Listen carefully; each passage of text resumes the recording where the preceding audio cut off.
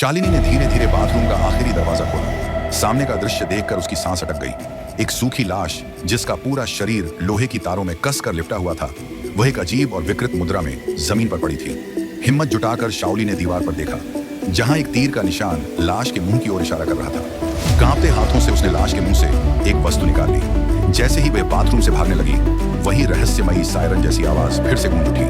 अचानक चारों ओर अंधेरा छा गया। बाथरूम की दीवारें और फर्श बदलने लगे। तभी उसे जंजीर के टूटने जैसी आवाज सुनाई दी। शाओली ने तुरंत टॉर्च की रोशनी उस ओर डाली और उसकी रूह कांप गई, क्योंकि वह भयानक लाश दरवाजे से रेंगती हुई बाहर आ रही थी। शाओली चीखते हुए भागी और एक जर्जर बदलने के कमरे में जा पहुंची। निराशा से घिरी ही थी कि अचानक वही महिला पुलिस सामने आ गई। उसने झटपट शाओली को एक कमरे में खींच लिया, दरवाजा बंद किया और लोहे की छड़ से हटा दिया। फिर उसके हाथों की हथकड़ी टूटी, लेकिन तभी एक भयानक आवाज गूंजी, जैसे कोई भारी धातु की चीज घसीटी जा रही हो।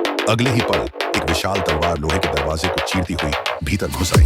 दरवाजे में बड़ा छेद हो गया और वहां से एक डरावना असामान्य हाथ अंदर आया। वह हाथ पूरी ताकत से छड़ को हटाने की कोशिश कर रहा था। महिला पुलिस ने तुरंत गोली चलाई, लेकिन गोलियों का उस पर कोई असर नहीं हुआ। जैसे ही छड़ हटने को थी, वह हाथ अचानक पीछे हट गया। जमीन पर रेंगते कीड़े मकोड़े गायब हो गए। कमरा फिर से सामान्य हो गया और बाहर उजाला छा गया। महिला पुलिस अविश्वास में खड़ी थी कि अभी अभी क्या घटित हुआ।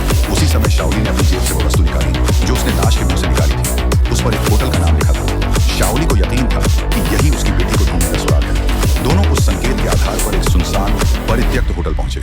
वहां एक कमरे में गए जहां कभी कोई अजीब धार्मिक अनुष्ठान हुआ लगता था। अचानक एक रहस्यमयी औरत प्रकट हुई और ऊंची आवाज में चिल्लाई, आपदा आने वाली है। वे दोनों उसके पीछे पीछे भागते हुए एक चर्च के सामने पहुंचे। वही डरावना सायरन गूंज रहा था। असल में वह इसी चर्च से आ रहा था। चर्च को देखते ही शाओली को याद आया, यह वही चर्च था जिसे उसने अपनी बेटी की बनाई तस्वीर में देखा था। तभी अनगिनत लोग चर्च की ओर भागने लगे। सायरन अचानक रुक गया और चारों ओर फिर से अंधेरा छा गया। उसी अंधकार में एक त्रिकोण सिर वाला राक्षस धीरे धीरे उस औरत के पीछे आ खड़ा हुआ। दोनों ने मुड़कर उसकी ओर देखा और उनके रोंगटे खड़े हो गए।